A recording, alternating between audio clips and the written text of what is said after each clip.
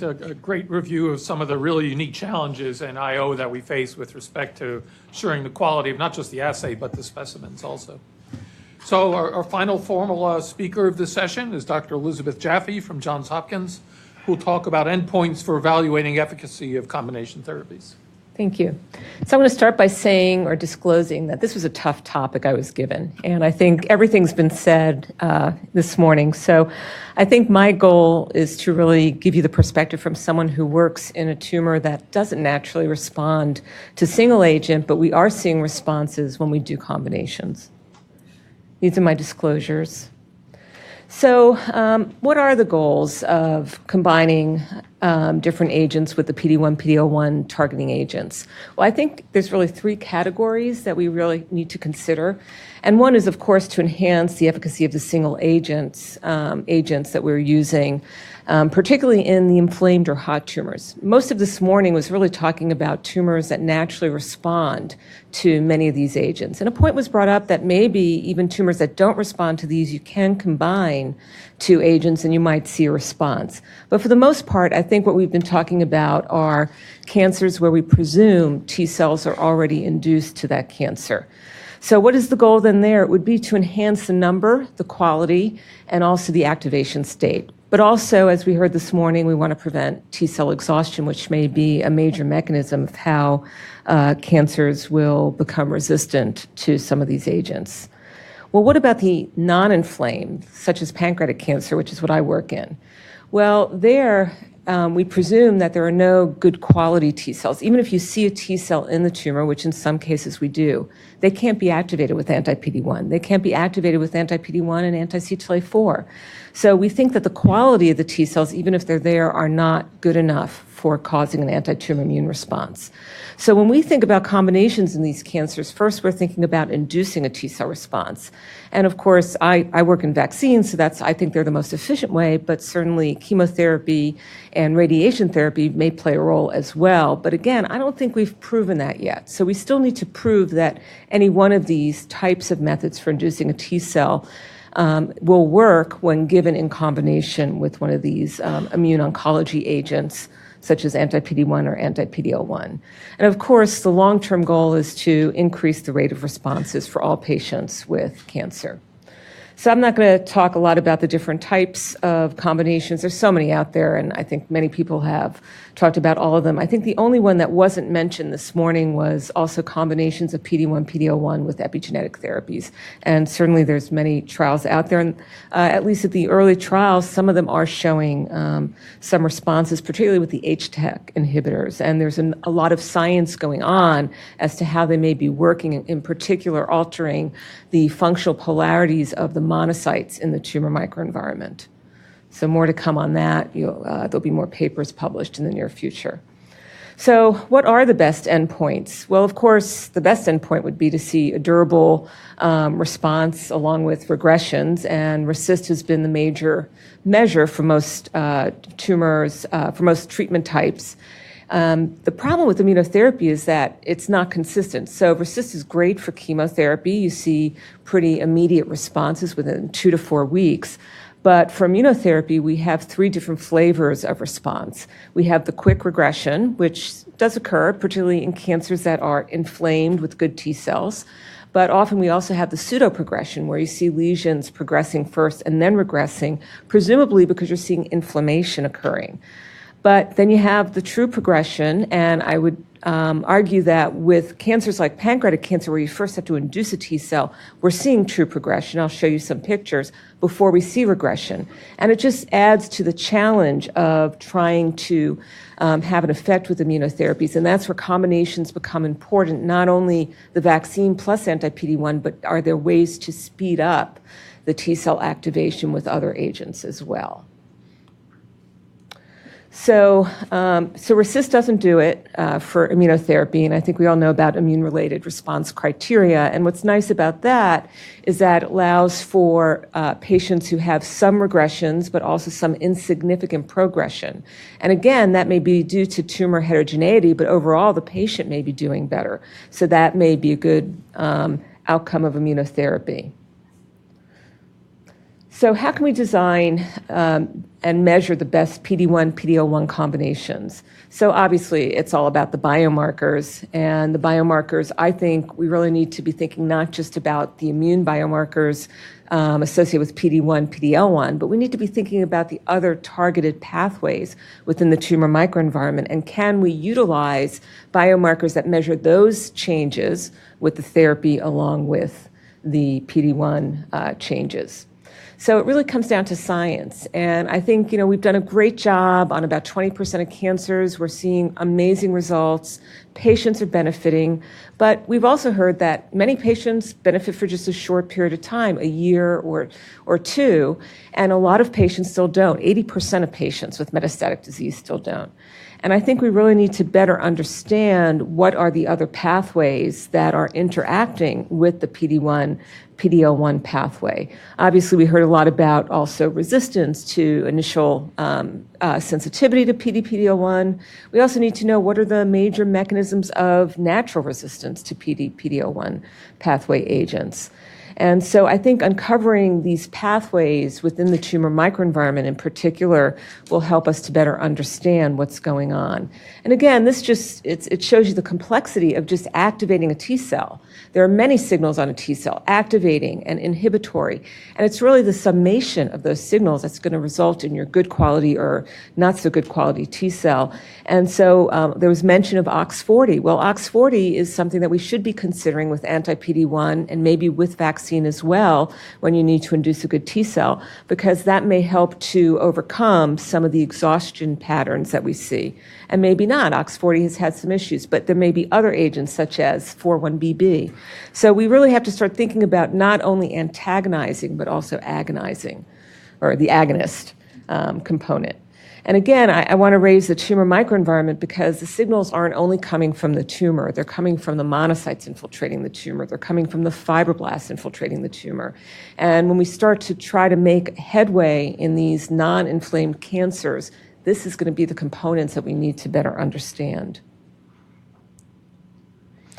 So the optimal signals for activating and maintaining the quality of a T cell is important to determine. I don't think we really know what those are yet. We know some of them. We know in some patients we can do it, but a lot of our field has really made progress because of the initial basic biology of a T cell. I think we need to go back and really understand how these T cells are functioning under conditions of cancer, under conditions of modulation with these immune modulating agents. And again, T cell resistance, multiple mechanisms, we need to better understand them. And as I mentioned, the signaling within the tumor microenvironment. And the other thing I worry about is we get a biopsy. We're talking about personalized medicine. We'll get a biopsy from a patient. And if you look at that tumor, it's going to change once you activate a T cell. So you may have signals that you want to alter initially, but if a patient isn't responding, we need to know why, and I suspect it's because T cells came in and they've altered the signals, or other cells have come in. So we have to remember that the tumor microenvironment is a dynamic process. And as we think about personalized medicine, I really feel strongly that we need to think about repetitive biopsies and these adaptive type clinical trials that allow us within a given patient to make more headway and improve our therapies more quickly. So I think it comes down to really, when we talk about the biomarkers, it's the technologies. And the technologies are rapidly developing. And I think we've seen some of them today. There are a number of multiplex assays that were shown, and these could be done in the tumor, these could be done in the blood. Ideally, you want to be able to sample systemically. You don't want to have to go after biopsies because, again, the tumor microenvironment is a dynamic process. But we're going to learn a lot about mechanism by looking at the tumor, and certainly I agree with those who've said the neoadjuvant setting is the best place to look at mechanism of combinations. So some of the multiplex assays you've heard about, the multiplex immunohistochemistry, RNA-seq, nanostring, flow cytometry. I don't think anyone's really mentioned about TCR sequencing, but we are starting to learn from that type of technology as well. And it's turning out from a number of studies published that you can actually get a lot of information from the peripheral blood lymphocytes. So you may not have to go after the tumor lymphocytes. So that allows you to sample many more lymphocytes and gives you a better assessment of what's going on. And the other area that really wasn't focused on today yet is molecular imaging. And I think there's a lot of nice work in the preclinical modeling, but I'm also very much aware of work that's being done in companies and at institutions in the clinical setting now. So I think we're going to see a lot of interesting ways to image different pathways within the tumor microenvironment. And of course, liquid biopsies, and that was mentioned, but not as much was spent on that. Much time was spent on that concerning particularly immune targets in liquid biopsies. So what are we learning from these technologies? So I wanted to give you an example of what we're learning from the multiplex analysis in the context of an uninflamed tumor. So this is pancreatic cancer patients. They underwent a neoadjuvant vaccine. This was published a few years ago, the clinical trial was. We just recently published these immune results. But basically, these patients underwent one vaccination, a whole tumor cell vaccine, and 2 weeks later, we got their tumor. So one vaccination, and we were able to then look at what was going on. We also have done similar studies in the metastatic setting with the vaccine plus anti-PD-1, which I'll show you. And so what you're seeing here, if I can get, yeah, okay. This is what a pre-vaccine pancreatic cancer looks like. Lots of stroma, tumor cell islands here, lots of immune inhibitory cells, FOXP3. You could stain for MDSCs as well. But this was the surprise we saw with vaccine just 2 weeks later, one vaccine. These are lymphoid aggregates. They actually, it's been published, so I didn't put all the slides in, but they stain for all the markers that suggest a newly forming tertiary lymphoid organ. They also upregulate PD-L1 and PD-1. And so why is that important? Well, we then developed with Lisa Cousins this multiplex immunohistochemistry approach, which we recently published, where we're able, with this approach, to take a look at multiple different targets on both lymphocytes, so biomarkers on lymphocytes, biomarkers on the myeloid component, and functional. So 12 per slide. So 3 slides, we got lots of information, made composites, and we were able to actually do a flow cytometric analysis to get quantification information. And so what you get are these pretty pictures with these different heat maps, and we're able to also look at different regions so that you're not just looking at one region of the tumor, and then we're able to make a composite. And what we found was that it's really all about the myeloid population in this tumor, at least, and in the neoadjuvant setting. And so just to summarize, what we found was that the CD8 to CD68 ratio goes up when you have a low myeloid component. Okay, but so does the T helper 1 to T helper 2, and this definitely translates into improved survival in these patients. What's also interesting is we wanted to know who was expressing the PD-L1 in these lymphoid aggregates. And so we took a look at multiple different components of the immune infiltrating cells, including the B cells and K cells, the monocytes, the dendritic cells, and we compared it with neoadjuvant chemotherapy patients. And what we found was that the percent of PD-L1 positive cells increased in 2 specific populations: the CD68, CSF1R positive, CD163 positive, and also the DC sign CD83 positive dendritic cell population.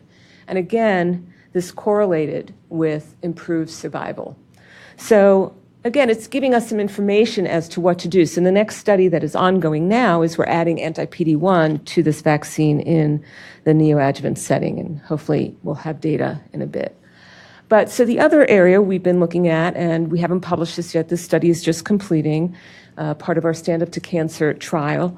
And this was the vaccine with anti-PD-1 in metastatic pancreatic cancer patients who failed chemotherapy.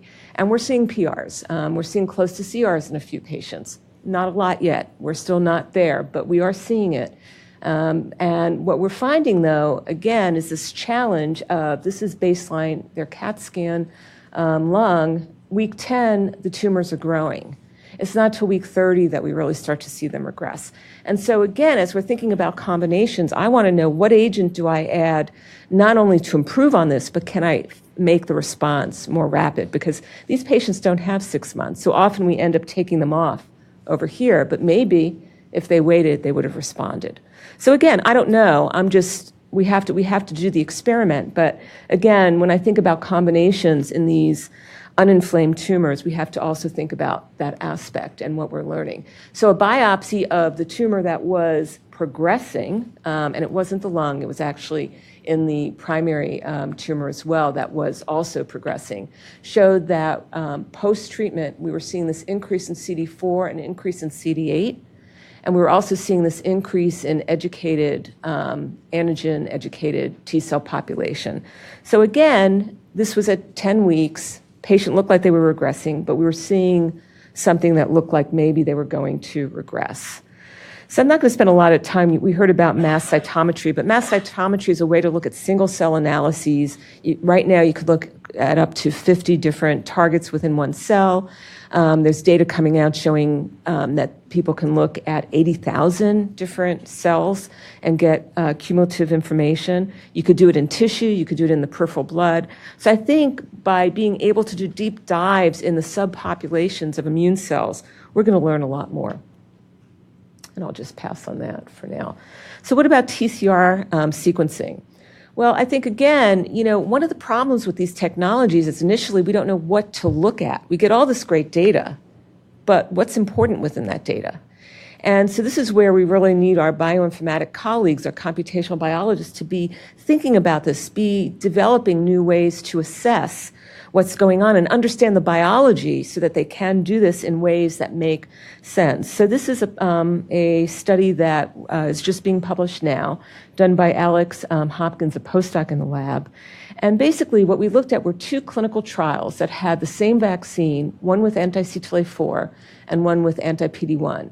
And we looked at a number of different parameters. And the parameter that seemed to tell us something for anti-CTLA-4 was this number of expanded clones post-treatment versus pre-treatment.